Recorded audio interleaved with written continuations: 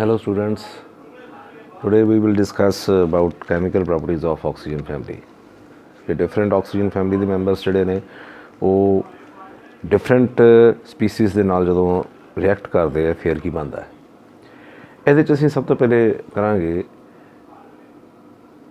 reactivity with hydrogen।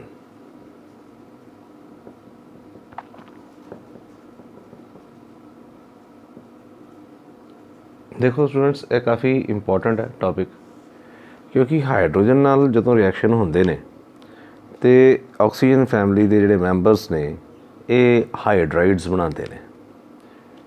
ये याद रखो कि हाइड्रोजन के नाल जो भी रिएक्शन होना हाइड्राइड्स बनते।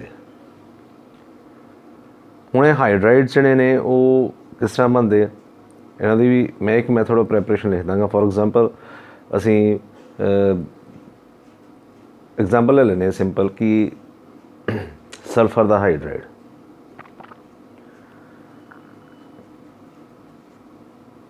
आयरन सल्फाइड का रिएक्शन H2SO4 के नाल होंदा ते इत्थों H2S जिहड़ा वो निकलदा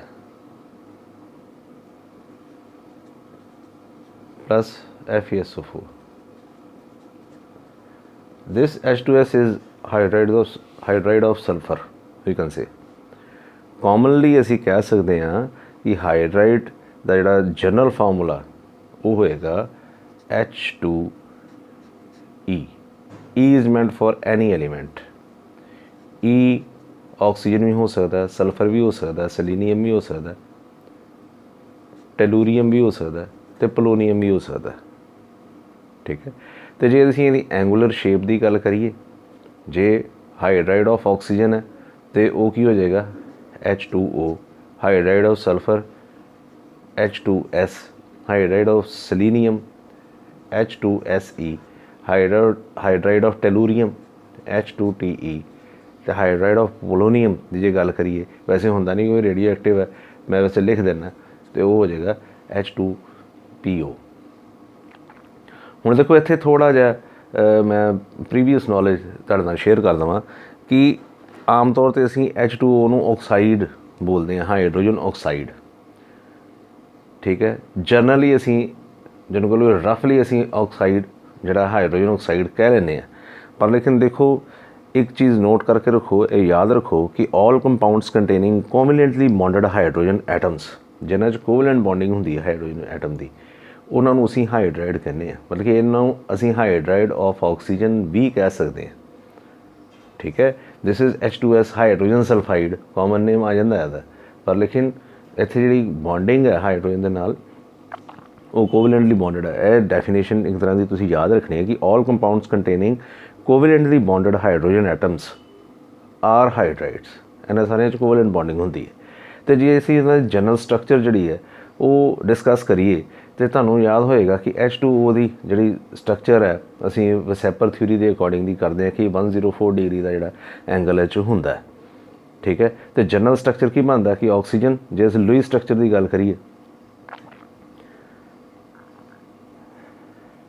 यह तो हो गया वाटर का केस कि दो लोन पेयर ने तो दो जोड़े ने बॉन्ड पेयर ने।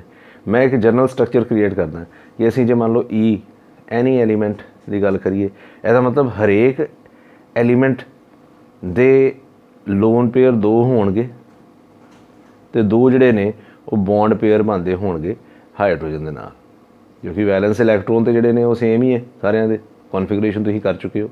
इसका मतलब इधर भी जो एक लोन पेयर ऑफ इलैक्ट्रॉन होएगा, इधर भी एक लोन पेयर ऑफ इलैक्ट्रॉन होएगा। यह एक बॉन्ड पेयर बनता होएगा, एक यह बॉन्ड पेयर बनता होएगा। तो इन्हां दी स्ट्रक्चर जिहड़ी है वो एक तरह की एंगूलर और असीं इहनूं की कहने हैं बेंट स्ट्रक्चर। जे असीं हाइड्राइड्स ऑफ ऑक्सीजन फैमिली की गल करिए तो उन्होंने जनरल स्ट्रक्चर जिहड़ी है एंगूलर और बेंट स्ट्रक्चर बनती है। हुण देखो ये क्वेश्चन बड़े रीजनिंग आ जाते हैं। फस्ट ऑफ ऑल जे असीं इस स्ट्रक्चर नूं एक साइड के उत्ते रख दईए तो पहला क्वेश्चन जिहड़ा है इन्हां दे बॉन्ड एंगल्स के उत्ते आ जाता है, क्योंकि रीजनिंग सवाल ने ये आ सकते हैं। मैं एक जनरल स्ट्रक्चर जी है इधर शो कर देना कि एलिमेंट इज मेंट फॉर ई, यह हाइड्रोजन दो हो गए, एक लोन पेयर है, एक लोन पेयर है, बॉन्ड पेयर, यह होगी जनरल स्ट्रक्चर। ठीक है, हुण जे मैं बॉन्ड एंगल्स की गल करा,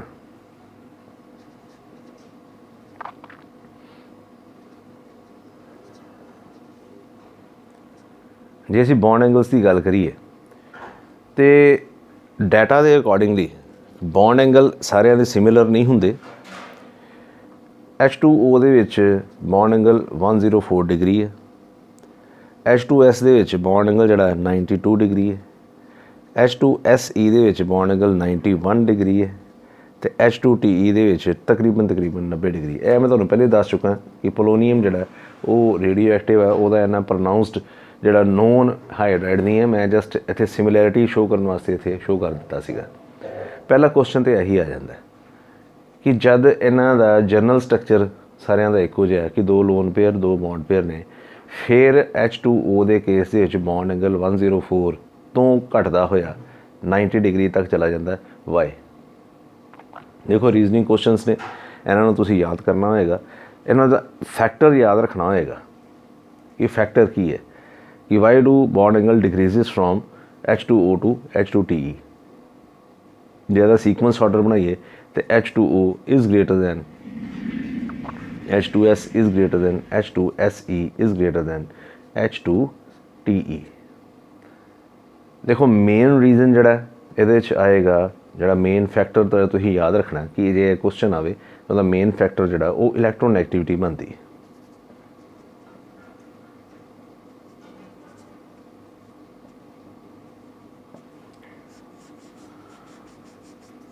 इनू याद रखो, bond angles CTM commit to your memory, अपनी मैमरी के विच चीज़ जी तुसीं बना के रखनी है कि इलैक्ट्रॉन एक्टिविटी जी है वो मेन रीजन सीगा जो इन्हां दे बॉन्ड एंगल्स जड़े ने वो वेरी करते, जनरल स्ट्रक्चर भावें सेम है। रीजन की बनता है कि ऑक्सीजन बीइंग इलैक्ट्रॉन एक्टिविटी की tendency to attract shared pair of electron are these, not lone pair, shared pair of electron. ठीक है, बॉन्ड एंगल जड़ा वो इलैक्ट्रॉन एक्टिविटी पर डिपेंड करेगा कि as we move down the group, क्योंकि down the group है,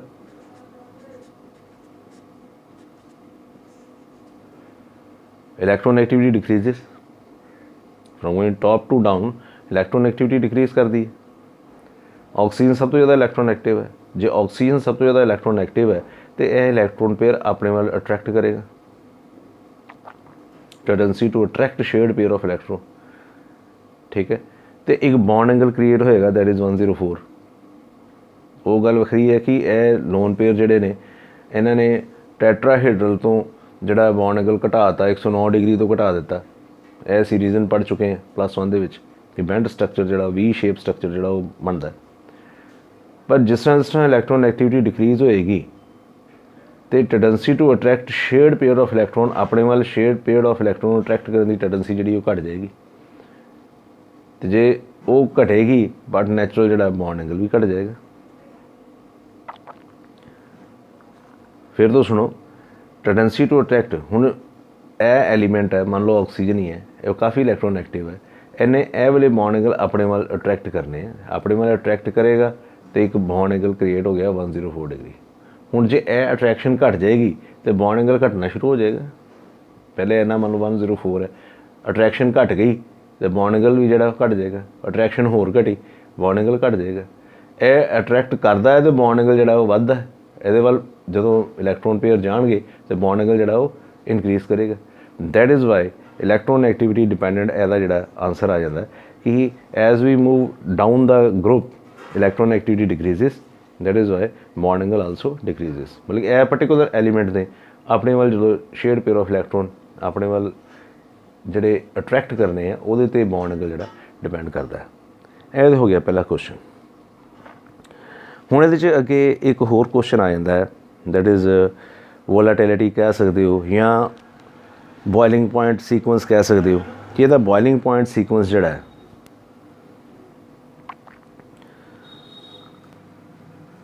वो बड़ा डिफरेंट होंदा है।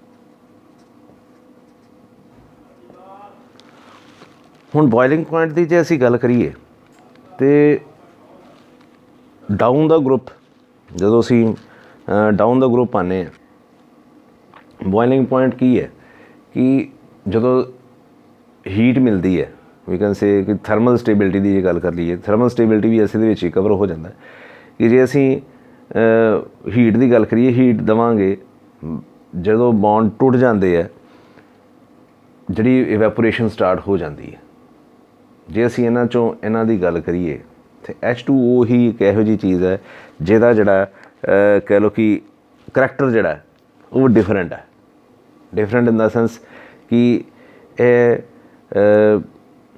लीस्ट वोलाटाइल है वी कैन से असीं ये कह सकते हैं लीस्ट वोलाटाइल है बाकी दे जिहड़े ने फटाफट ही वोलाटाइल उड़दे H2S गैस काफ़ी मशहूर है हुण H2O दी लीस्ट वोलेटिलिटी डिपेंड करती है दी हाइड्रोजन बॉन्डिंग ते हाइड्रोजन बॉन्डिंग कितने डिपेंड करती है इलैक्ट्रोनैगेटिविटी ते हाइड्रोजन बॉन्डिंग वाटर की जी इस तरह ही शो करते हैं ऑक्सीजन बीइंग इलैक्ट्रोनैगेटिव आ इलैक्ट्रोनैगेटिव है आ पॉजिटिव होएगा आ नैगेटिव है आ पॉजिटिव होएगा इन्हां दे in between inter hydrogen bonding जी है वो हो जाती है जिहदे करके ज़्यादा हीट चाहिए है बॉन्ड तोड़ने वास्ते कि जिन्नी ज़्यादा हाइड्रोजन बॉन्डिंग होएगी उन्नी थर्मल स्टेबिलिटी वध जाती है उन्ना वो चीज़ जी है वो थर्मली स्टेबल होएगा ठीक है हुण वाटर की जो डिसोसीएशन वेखीए तो वो डिसोसीएशन जी एनर्जी जी चाहिए है वो 2273 कैलविन की एनर्जी रिक्वायर्ड होंगी है एनर्जी जी रिक्वायर्ड होंगी फिर इन्हें डिसोसीएशन जोड़े मॉलिक्यूल्स ने टुटते हैं या सिंपल लैंग्वेज इस तरह कह रही है कि as we move down the group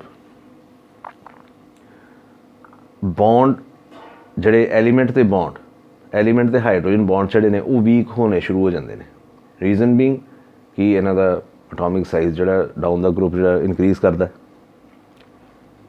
ठीक है स्ट्रॉन्ग हाइड्रोजन बॉन्डिंग नहीं है इलैक्ट्रोनैगेटिविटी डिक्रीज़ करती है ये सारे रीजन बनते हैं कि इन्हां दा जिहड़ा सीक्वेंस है वो डाउन द ग्रुप जिहड़ा वो घट हुंदा है रीजन तुहानूं मैं दस ही दिते कि हाइड्रोजन बॉन्डिंग जिहड़ी है वो इन्ना प्रोनाउंसड इफैक्ट नहीं है एटॉमिक साइज जिहड़ा वो वधदा जांदा है जिहदे करके हाइड्रोजन बॉन्डिंग जिहड़ी वीक होनी शुरू हो जाती है या इन्हां दे अपने बॉन्ड जिहड़े ने वीक होने शुरू हो जाते हैं एलीमेंट ते हाइड्रोजन बॉन्ड्स जिहड़े ने उन्हां दे हुण इहदे च क्वेश्चन की आंदा है जिहड़ा इन्हां दा असली सीक्वेंस है वो बॉइलिंग पॉइंट दा है कि H2O is greater than H2S यह तो गल समझ आ गई कि डाउन द ग्रुप जिहड़ा बॉइलिंग पॉइंट है वो डिक्रीज़ करता है कि H2O का सब तो ज़्यादा है पर लेकिन H2S is less than H2SE is less than H2TE ये काफ़ी इंपॉर्टेंट बॉइलिंग पॉइंट का जिहड़ा सीक्वेंस बनता है जे इन्हां दा ग्राफिकल रिप्रजेंटेशन देखिए तो इन्हां दा ग्राफ कुछ इस तरह बनता है इधर मॉलिक्यूलर मास है से 50 100 150 this is molecular mass versus boiling point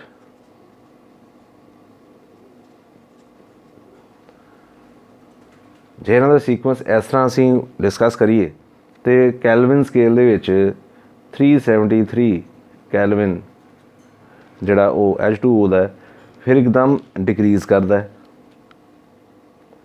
यह हो गया H2O फिर एकदम डिक्रीज़ करता है H2S पर लेकिन जिमें ही H2S तो SE सलीनियम या टेलूरियम वाल असी मूव करते हैं तो यदा कुछ इस तरीके नाल H2SE तो H2TE यदा सीक्वेंस इस तरह बनता है कि पहले बॉइलिंग पॉइंट घटता है तो समझ आ गया कि इलैक्ट्रॉन एक्टिविटी घटी है या बॉन्ड स्ट्रेंथ जी है वो घट गई है जिहदे करके थर्मल स्टेबिलिटी घट गई है जिहदे करके यह घटिया पर लेकिन बाद वधिया क्यों ये काफ़ी इंपॉर्टेंट रीजनिंग क्वेश्चन है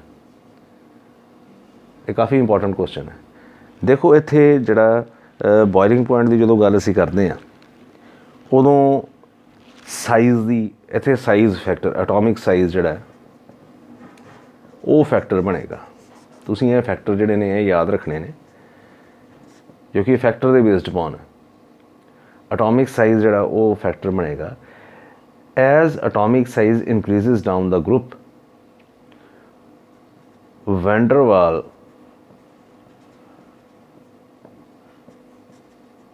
forces of attraction also increases। ਇਹ ਹੁਣ ਗੱਲ ਤੁਸੀਂ ਆਪਣੇ ਪੱਲੇ ਬੰਨ ਲਓ, ਯਾਦ ਰੱਖੋ ਕਿ van der Waal forces of attraction ਜਿਹੜੀਆਂ ਨੇ ਉਹ ਸਾਈਜ਼ 'ਤੇ ਡਿਪੈਂਡ ਕਰਦੀਆਂ ਨੇ। ਜਿੰਨਾ ਅਟੋਮਿਕ ਸਾਈਜ਼ ਜ਼ਿਆਦਾ ਹੋਏਗਾ van der Waal forces of attraction ਵੀ ਜਿਹੜੀਆਂ ਨੇ ਉਹ ਜ਼ਿਆਦਾ ਹੋਣਗੀਆਂ। ਅਤੇ ਡਾਊਨ ਦਾ ਗਰੁੱਪ ਅਟੋਮਿਕ ਸਾਈਜ਼ ਜਿਹੜਾ ਉਹ ਇਨਕਰੀਜ਼ ਹੀ ਕਰਦਾ ਹੈ ਕਿ ਜਿੰਨਾ ਅਟੋਮਿਕ ਸਾਈਜ਼ ਜ਼ਿਆਦਾ ਹੋਏਗਾ van der Waal forces of attraction attractive forces ਜ਼ਿਆਦਾ ਹੋਣਗੀਆਂ ਅਤੇ ਉਹਨਾਂ ਦੀ ਜਿਹੜੀ ਹੈ ਉਹ ਜ਼ਿਆਦਾ ਮੋਰ ਹੀਟ ਇਜ਼ ਰਿਕੁਆਇਰਡ। ਅਸੀਂ ਕਹਿ ਸਕਦੇ ਹਾਂ ਕਿ H2S ਵੋਲਾਟਾਈਲ ਹੈ ਜਾਂ ਇਹ ਨੋਨ ਵੋਲਾਟਾਈਲ ਹੈ ਜਾਂ ਬੋਇਲਿੰਗ ਪੁਆਇੰਟ ਦਾ ਸੀਕੁਐਂਸ ਹੈ ਉਹ ਡਿਫਰੈਂਟ ਹੈ, ਜਿਹਦੇ ਕਰਕੇ H2O ਦਾ ਅਨੋਮਲਸ ਬਿਹੇਵੀਅਰ ਬਣ ਜਾਂਦਾ ਹੈ। ਕੁਛ ਇਹ 'ਚ ਹਾਈਡਰੋਜਨ ਬੌਂਡਿੰਗ ਹੈ, ਪਰ ਲੇਕਿਨ ਡਾਊਨ ਦਾ ਗਰੁੱਪ ਅਟੋਮਿਕ ਸਾਈਜ਼ ਜਿਹੜਾ ਉਹ ਇਨਕਰੀਜ਼ ਕਰਦਾ। ਅਟੋਮਿਕ ਸਾਈਜ਼ ਦੇ ਇਨਕਰੀਜ਼ ਹੋਣ ਨਾਲ van der Waal forces of attraction ਜਿਹੜੀਆਂ ਅਟਰੈਕਟਿਵ ਫੋਰਸਿਸ ਨੇ ਉਹ ਵੱਧਦੀਆਂ ਨੇ, ਜਿਹਦੇ ਕਰਕੇ ਪਹਿਲੇ ਦੇ ਬੋਇਲਿੰਗ ਪੁਆਇੰਟ ਘਟਦਾ ਹੈ ਅਤੇ ਫਿਰ ਦੁਬਾਰਾ ਇਨਕਰੀਜ਼ ਕਰਨਾ ਇਹ ਨਹੀਂ ਹੈ ਕਿ ਉਹ H2O ਤੋਂ ਉੱਤੇ ਨਿਕਲ ਜਾਂਦਾ। ਨੋ, ਇੱਥੇ ਬੜੇ ਫੈਕਟਰ ਜਿਹੜੇ ਨੇ ਹਾਈਡਰੋਜਨ ਬੌਂਡਿੰਗ ਵੀ ਆ ਗਈ ਹੈ, ਇਲੈਕਟ੍ਰੋਨੈਗੇਟਿਵਿਟੀ ਵੀ ਆ ਗਈ ਹੈ, ਪਰ ਲੇਕਿਨ H2S ਨਾਲੋਂ ਜਿਹੜਾ ਉਹ ਵਧਣਾ ਸ਼ੁਰੂ ਹੋ ਜਾਂਦਾ ਕਿਉਂਕਿ ਅਟੋਮਿਕ ਸਾਈਜ਼ ਜਿਹੜਾ ਇਨਕਰੀਜ਼ ਕਰਦਾ। Van der Waal forces of attractive forces ਜਿਹੜੀਆਂ ਨੇ ਉਹ ਵੱਧ ਜਾਂਦੀਆਂ ਨੇ। ਠੀਕ ਹੈ, ਹੁਣ ਇਸ ਤੋਂ ਇਲਾਵਾ ਜੇ ਅਸੀਂ ਇਹਨਾਂ ਦੀ ਐਸਿਡਿਕ ਸਟਰੈਂਥ ਦੀ ਗੱਲ ਕਰੀਏ, ਕਿਉਂਕਿ ਹਾਈਡਰੋਜਨਸ ਲੱਗੇ ਨੇ ਅਤੇ ਪ੍ਰੋਟੋਨ ਡੋਨੇਸ਼ਨ ਦੀ ਪ੍ਰੋਬੇਬਿਲਿਟੀ ਹੈਗੀ ਹੈ।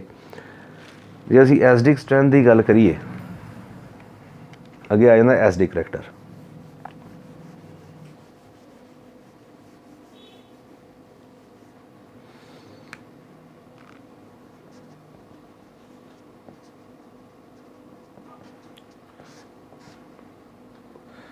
ਅਤੇ ਸਭ ਤੋਂ ਪਹਿਲੇ ਤਾਂ ਗੱਲ ਆ ਜਾਂਦੀ ਕਿ all these may have acidic character in it. Water ਦਾ ਅਸੀਂ ਥੋੜ੍ਹਾ ਜਿਹਾ ਕਹਿੰਦੇ ਹਾਂ ਕਿ ਇਹ ਨਿਊਟਰਲ ਟਾਈਪ ਹੁੰਦਾ, ਪਰ ਲੇਕਿਨ ਅਸੀਂ ਜਨਰਲ ਡਿਸਕਸ਼ਨ ਕਰੀਏ ਅਤੇ ਇਹਨਾਂ ਦਾ ਜਿਹੜਾ ਉਹ ਐਸਿਡਿਕ ਕਰੈਕਟਰ ਹੈ।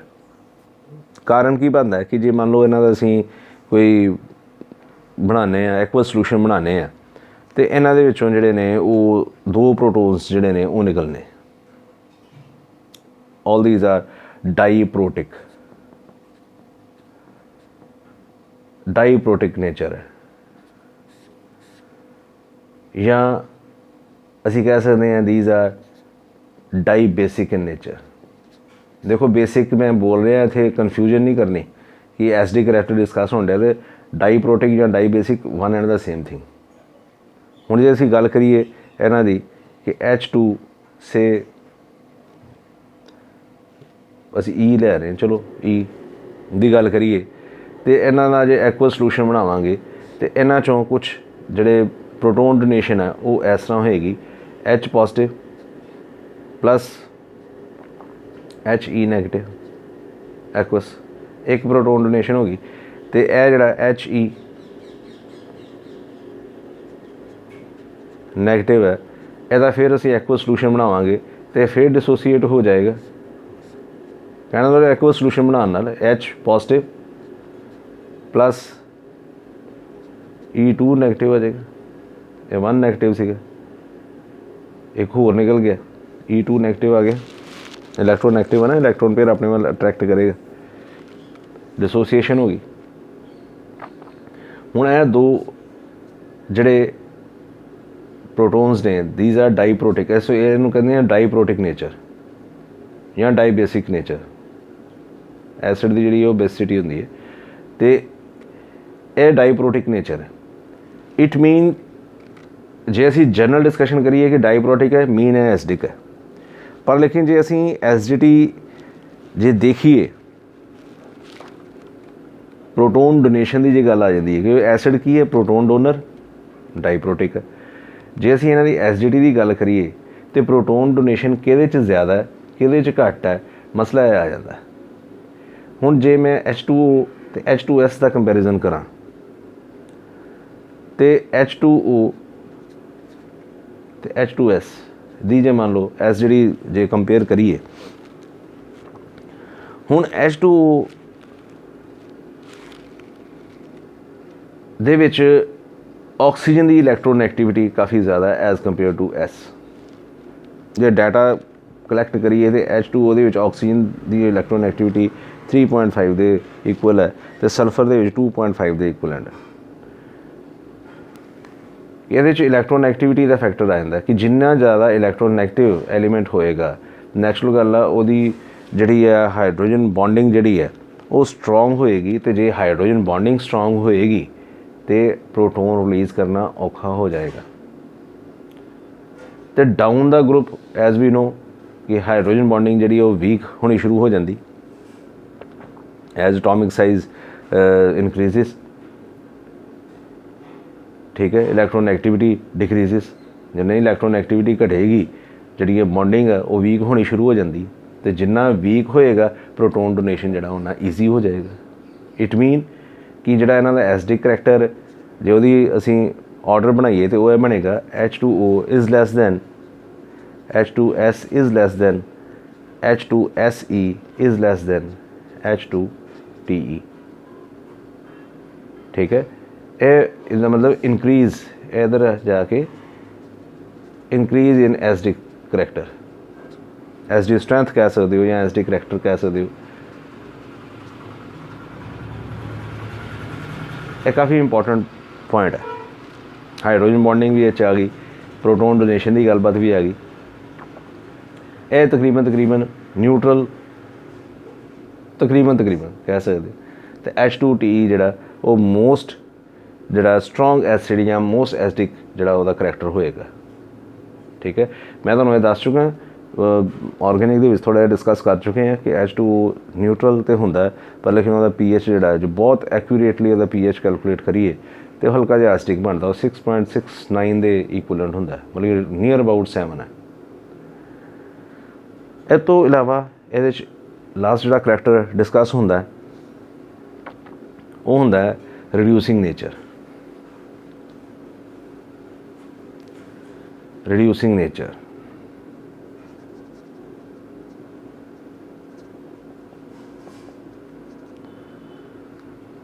ठीक है।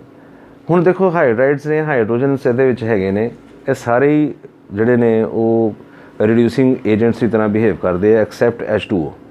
वाटर नूं छड्ड के बाकी सारे हाइड्राइड्स जोड़े ने वो उन्हां दी रिड्यूसिंग नेचर हैगी। रिड्यूसिंग दा करैक्टर जोड़ा वो सिर्फ H2O का जोड़ा वो घट है, यह घट रिड्यूस करता है किस चीज़ नूं। रिड्यूसिंग एजेंट जिन्हें रिडक्शन करवानी है, रिडक्शन किहड़ी चीज़ करवाएगी जे असीं क्लासिकल कंसैप्ट के अकॉर्डिंग चलीए, किसी चीज़ नूं हाइड्रोजन देना, क्योंकि रिड्यूसिंग नेचर का मतलब है रिड्यूसिंग एजेंट की तरह बिहेव करना। तो रिड्यूसिंग एजेंट की होएगा क्लासिकल कंसैप्ट के अकॉर्डिंगली जिहड़ा दूसरी चीज़ नूं हाइड्रोजन देवेगा, ताइयों दूसरी चीज़ जिहड़ी है वो रिड्यूस होएगी। तो यह करैक्टर H2O च सब तो लीस्ट है, then H2S, then H2SE, then H2TE।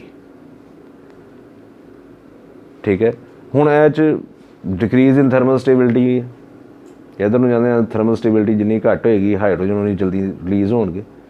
जिहदा thermal stability बहुत ज़्यादा है उन्होंने तो बहुत ज़्यादा टैंपरेचर देना पएगा ना H कढ़ण वास्ते, हाइड्रोजनस कढ़ण वास्ते। पर लेकिन जिहदी थर्मल स्टेबिलिटी घट है, जिहड़ा थोड़े जे टैंपरेचर के उत्ते ही हाइड्रोजन रिलीज़ कर दिंदा है, तो वो सब तो ज़्यादा जिहड़ा वो रिड्यूसिंग नेचर होएगी। इसदा मतलब इधर नूं जांदियां होइयां H2O जिहड़ा वो लीस्ट कह लो या तकरीबन नॉन रिड्यूसिंग नेचर है, पर लेकिन यह जिहड़ा ए मोस्ट रिड्यूसिंग नेचर है, इनक्रीजिंग रिड्यूसिंग करैक्टर होंदा है डाउन द ग्रुप। सॉरी, ये सीगे hydrides regarding hydrides of oxygen family, जिहदे तुसीं डिफरेंट करैक्टर्स जिहड़े ने वो कीते ने। हाँ जी स्टूडेंट्स, नैक्सट टॉपिक है हैलाइड्स ऑफ सल्फर। वैसे टॉपिक बनता है हैलाइड्स ऑफ ऑक्सीजन फैमिली, ਇਹਦੇ ਵਿੱਚੋਂ ਹੈਲਾइड्स ऑफ सल्फर ਜਿਹੜੇ ਨੇ ਕਾफ़ी ਇੰਪੋਰਟੈਂਟ ਨੇ, ਤੁਹਾਡੇ ਸਿਲੇਬਸ ਦਾ ਹਿੱਸਾ। ਇਹ ਤੋਂ ਇਲਾਵਾ ਹੈਲਾइड्स ऑफ ऑक्सीजन ਵੀ ਹੈਗੇ ਨੇ। ਆਕਸੀਜਨ ਡਾਈਫਲੋਰਾਈਡ ਹੁੰਦਾ ਹੈ, ਆਕਸੀਜਨ ਡਾਈਫਲੋਰਾਈਡ O2F2 ਵੀ ਹੁੰਦਾ ਹੈ। ਸਲਫਰ ਦੇ ਜਿਹੜੇ ਨੇ ਉਹ ਹੈਲਾइड ਜਿਹੜੇ ਨੇ ਸਭ ਤੋਂ ਪ੍ਰੋਨਾਊਂਸ ਨੇ। ਸਿਲੀਨੀਅਮ ਦੇ ਵੀ ਫਲੋਰਾਈਡਸ ਨੇ, ਕਲੋਰਾਈਡਸ ਹੁੰਦੇ ਨੇ। ਟੈਲੂਰੀਅਮ ਦੇ ਫਲੋਰਾਈਡਸ ਹੁੰਦੇ ਨੇ, ਕਲੋਰਾਈਡਸ ਹੁੰਦੇ ਨੇ। ਇਹਨਾਂ ਦੀ ਇੱਕ ਲਿਸਟ ਤੁਹਾਡੀ ਬੁੱਕ ਵਿੱਚ ਦਿੱਤੀ ਹੈ, ਪਰ ਲੇਕਿਨ ਜਿਹੜੀ ਡਿਸਕਸ਼ਨ ਆ ਉਹ ਮੇਨ ਜਿਹੜੀ ਹੈ ਉਹ ਸਲਫਰ ਦੇ ਹੈਲਾइड्स ਦੀ ਉੱਤੇ ਜਿਹੜੀ ਹੈ ਉਹ ਆਉਂਦੀ ਹੈ। ਇਹਨਾਂ ਦੀ ਹਾਈਬ੍ਰਿਡਾਈਜੇਸ਼ਨ, ਇਹਨਾਂ ਦੀ ਪ੍ਰੋਪਰਟੀਜ਼, ਯੂਜ਼ਸ। ਹੁਣ ਜੇ ਅਸੀਂ ਇਹਨਾਂ ਦੀ ਪ੍ਰੈਪਰੇਸ਼ਨ ਦੀ ਗੱਲ ਕਰੀਏ, ਪ੍ਰੈਪਰੇਸ਼ਨ ਜਿਹੜੀ ਹੈ ਉਹ ਸਿੰਪਲ ਹੀ ਹੈ। ਇਹਦੇ ਜਿਹੜੇ ਨੇ ਮਸ਼ਹੂਰ ਹੈਲਾइड्स ਜਿਹੜੇ ਸਲਫਰ ਦੇ ਨੇ ਉਹ ਇੱਕ ਸਲਫਰ ਟੈਟਰਾਫਲੋਰਾਈਡ ਹੈ SF4, ਅਤੇ ਇੱਕ ਸਲਫਰ ਜਿਹੜਾ ਹੈਕਸਾਫਲੋਰਾਈਡ ਹੈ SF4 ਐਂਡ SF6। ਇਹ ਕਾਫੀ ਇੰਪੋਰਟੈਂਟ ਜਿਹੜੇ ਤੁਹਾਡੇ ਸਿਲੇਬਸ ਦਾ ਹਿੱਸਾ ਨੇ। SF4 ਦੀ ਗੱਲ ਕਰੀਏ ਪਹਿਲੇ ਕਿ ਸਲਫਰ ਟੈਟਰਾਫਲੋਰਾਈਡ,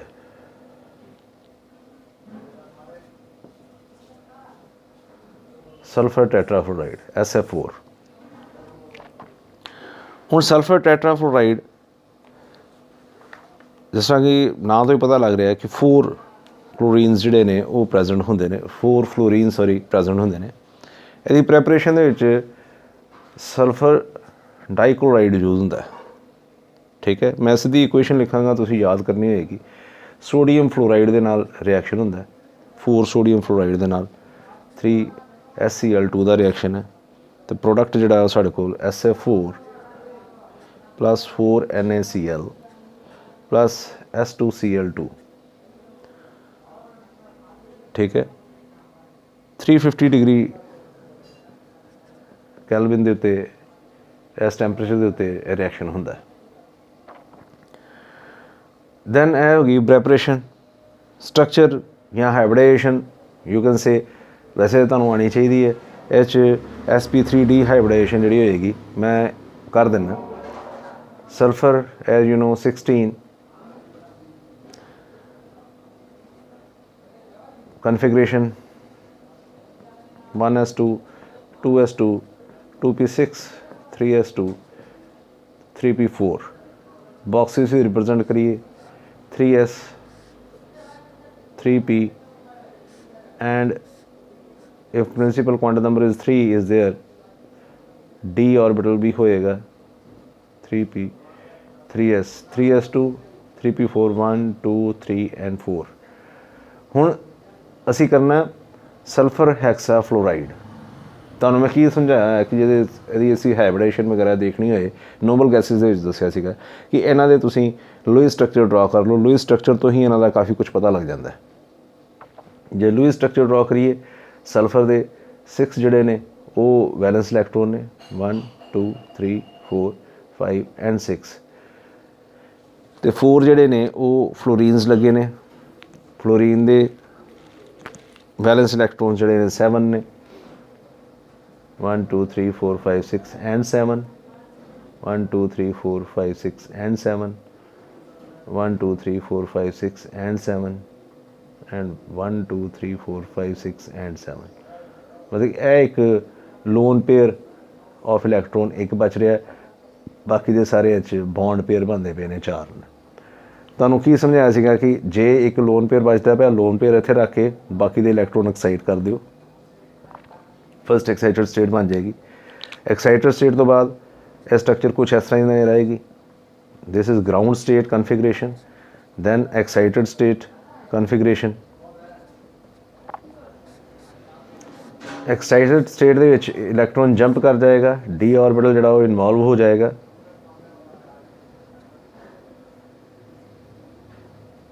ਇੱਕ ਲੋਨ ਪੇਅਰ ਇੱਥੇ ਰਹਿ ਗਿਆ।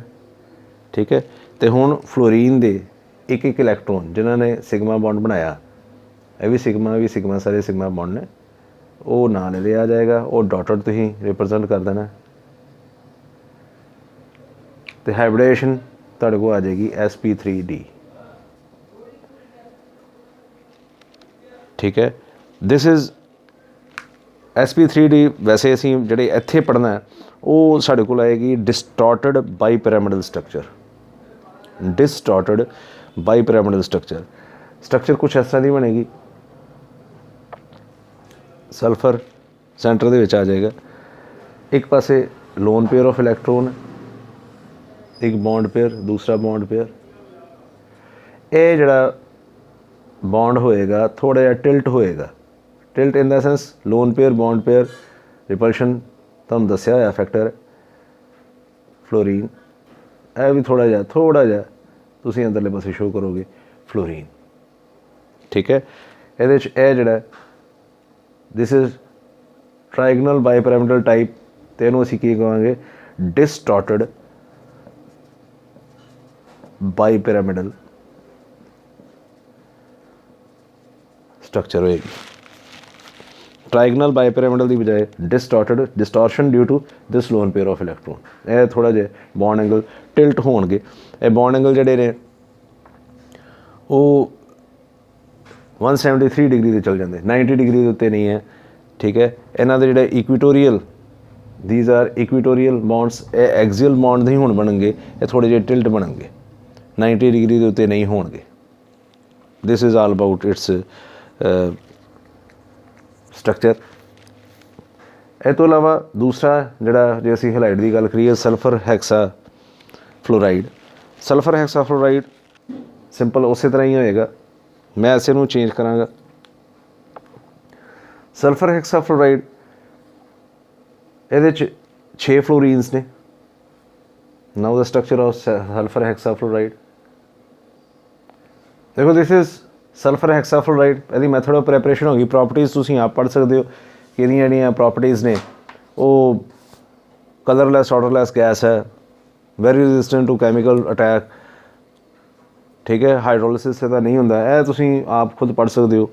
यदि फिर आ जाती है कि हाइब्रिडेशन विच यदि हाइब्रिडेशन की होएगी, यह मैं लुईस स्ट्रक्चर ड्रॉ किया। इत्थे 2 फ्लोरीन जिहड़े ने वो होर वध गए ने, 6 जिहड़े ने वो बॉन्ड पेयर्स ऑफ इलैक्ट्रॉन ने, there is no lone pair of electron. हुण 6 बॉन्ड पेयर्स ने, बट नैचुरल है, सानूं इत्थे कोई लोन पेयर नहीं चाहिए। यह भी इलैक्ट्रॉन एक्साइट होकर इत्थे चला जाएगा, तो दूसरा इलैक्ट्रॉन भी 6 सिग्मा बॉन्ड बनाने दे वास्ते वो इत्थे चला जाएगा। यह हो जाएगी फस्ट एक्साइटेड स्टेट, यह हो जाएगी सैकेंड एक्साइटेड स्टेट। ठीक है, सैकेंड एक्साइटेड स्टेट तो बाद यदि कॉन्फिगरेशन कुछ इस तरह की नज़र आएगी। यदि डिटेल में तुहानूं जीनोन के कंपाउंड्स जो करवाए थे वो दस चुका। ठीक है जी, तो 6 जिहड़े ने फ्लोरीन के इलैक्ट्रॉन्स जिहड़े ने जिन्होंने बॉन्ड बनाया, 1 2 3 4 5 तो 6, तो हाइब्रिडेशन किहड़ी हो जाएगी sp3d2। Hybridisation is sp3d2। ਇਹਦਾ sp3d2 ਹੋਵੇ तो पता ही है ਤੁਹਾਨੂੰ कि ਜਿਹੜੀ ਜਮੈਟਰੀ है वो ऑक्टाहेड्रल ਹੁੰਦੀ। ऑक्टाहेड्रल जमैट्री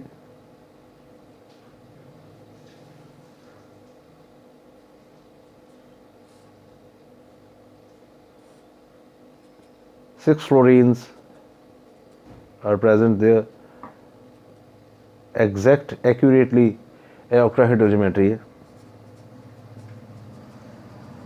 कोई लोन पेयर नहीं है, कोई डिस्टॉर्शन नहीं किसी तरह की भी हुई।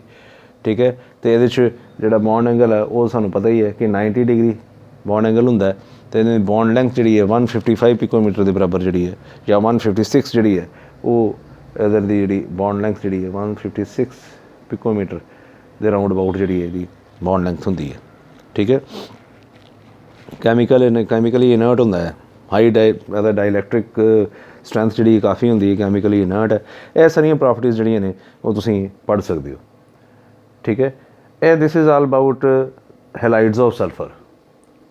ठीक है जी, अज का लैक्चर दे विच तुसीं हाइड्राइड्स कीते ते हैलाइड्स कीते, ये काफ़ी इंपॉर्टेंट डिस्कशन सी, सौखी है, कोई ज़्यादा नहीं है।